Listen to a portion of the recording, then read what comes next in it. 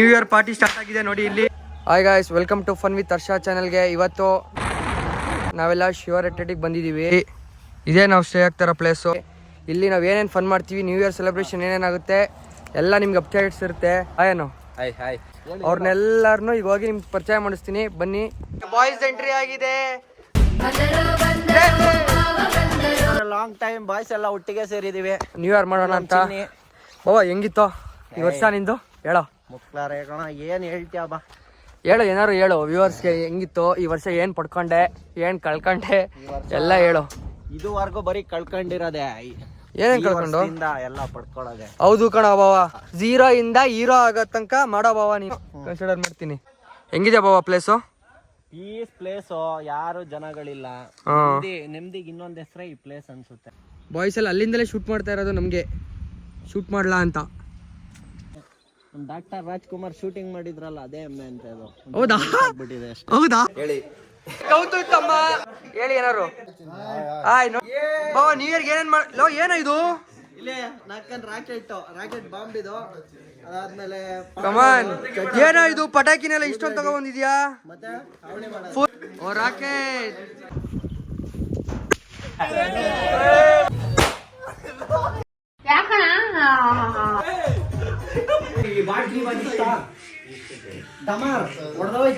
ಇಷ್ಟೇ ಜೀವನ, ನಮ್ ಜೀವನ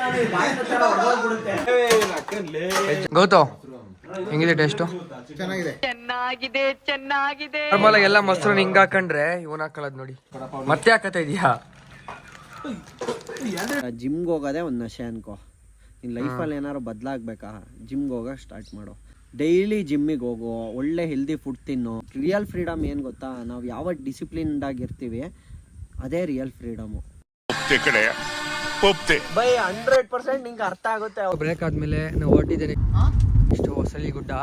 ಹೆಂಗಿದ್ಯಾ ನ್ಯೂ ಇಯರ್ ವೈಬ್ಸ್? ಹೆಂಗಿದೆ ಬ್ರೋ? ಮಾನವನಾಗಿ ಹುಟ್ಟಿದ್ಮೇಲೆ ಏನೇನ್ ಕಂಡಿ, ಮಾನವನಾಗಿ ಹುಟ್ಟಿದ್ಮೇಲೆ ಏನೇನ್ ಕಂಡಿ, ಮಾನವನಾಗಿ ಹುಟ್ಟಿದ್ಮೇಲೆ ಏನೇನ್ ಕಂಡಿ, ಸಾಯೋದ್ರೊಳಗೆ ಒಮ್ಮೆ ಆದ್ರೂ ನೋಡು ಹೊಸಳ್ಳಿ ಬೆಟ್ಟ, ಹೊಸಳ್ಳಿ ಬೆಟ್ಟ, ಹೊಸಳ್ಳಿ ಬೆಟ್ಟ.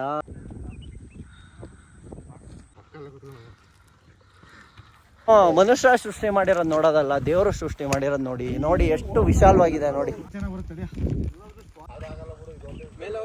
1 kg ಕಬ್ಬಣಕ್ಕೆ 40 ರೂಪಾಯಿ ಇದೆ ಇವಾಗ. ಬೇಡ ಹೇಳ್ತಾ ಇದ್ದೀನಿ.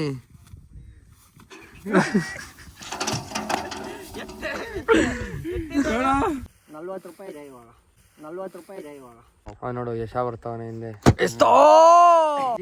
ಸ್ವಲ್ಪ ನೋಡೋಣ.